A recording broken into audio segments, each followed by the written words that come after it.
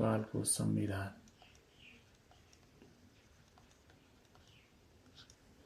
नेपालको संविधान पढ्ने बेलामा सुरुमा जारी भएको मिति। अब यसमा चाहिँ हामीले नेपालको संविधान जारी भएको मिति भनेको 2072 साल 6 को महिना 3 गते भनेको 2072 असोजको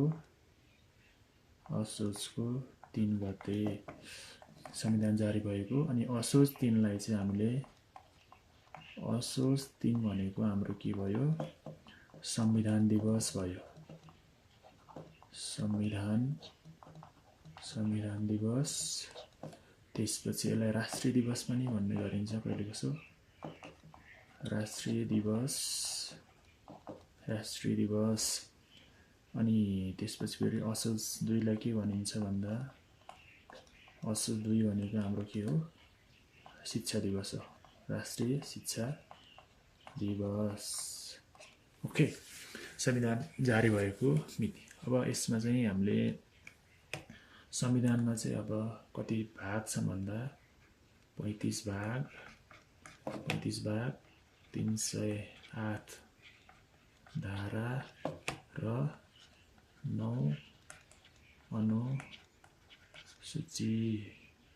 अनुसूची छन्। अनि यो भयो। अब यसमा चाहिँ हामीले संशोधन, नेपालको संविधानको संशोधन भनेको पहिलो संशोधन भनेको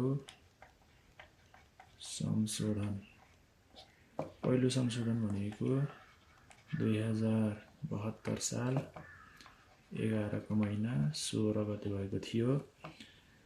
अनि यसमा चाहिँ संशोधित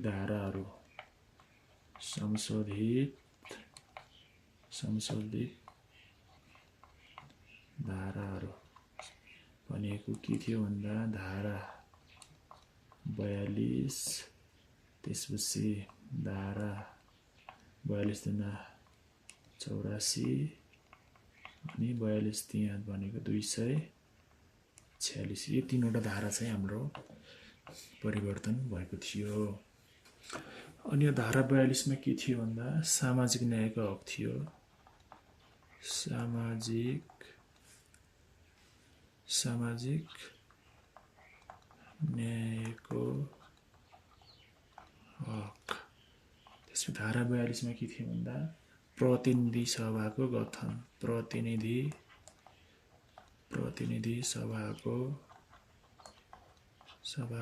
गठन। धारा 246 मा के थियो भन्दा निर्वाचन क्षेत्र निर्धारण आयोग, निर्वाचन क्षेत्र निर्धारण आयोग भन्ने थियो। यी धाराहरू चाहिँ संशोधन भएको थियो।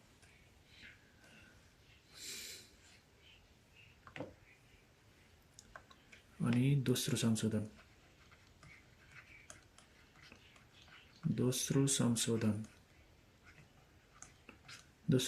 कहिले भएको थियो भन्दा 2077 साल असारको 3-4 गते भएको थियो। अनि यसमा चाहिँ हामीले के संशोधन भएको थियो भन्दा संशोधन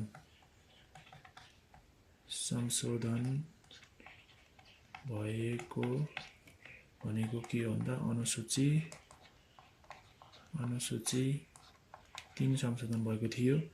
यसमा चाहिँ के गरेको भन्दा लिम्पियाधुरा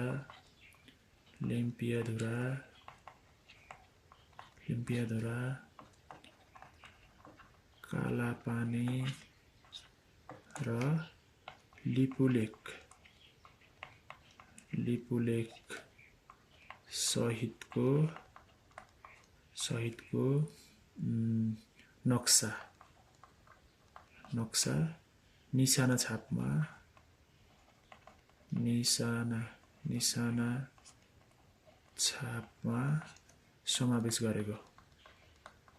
समावेश गरेको भनेको अनुसूची 3 मा चाहिँ के भएको निशाना छाप परिवर्तन भएको थियो। नेपालको निशाना छाप परिवर्तन यो भएको थियो। अवस्था हामीले अहिले चाहिँ सिम्पली के भनेर सम्झिन्छ भन्दा चुच्चे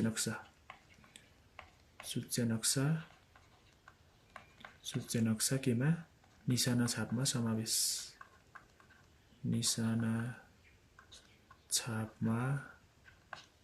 समावेश यो भनेर पनि सम्झिन्छौँ। अनि यसको यति भागको छ नि लिम्पियाधुरा कालापानी र लिपुलेखको हाम्रो क्षेत्रफल भनेको 335 वर्ग मिटर भन्ने हाम्रो क्षेत्रफल छ। ओके,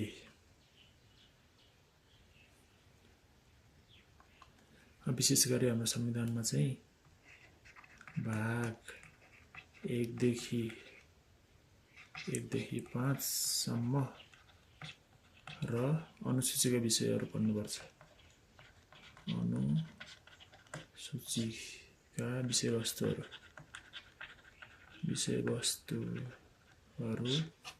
पढ्नुपर्छ। ओके।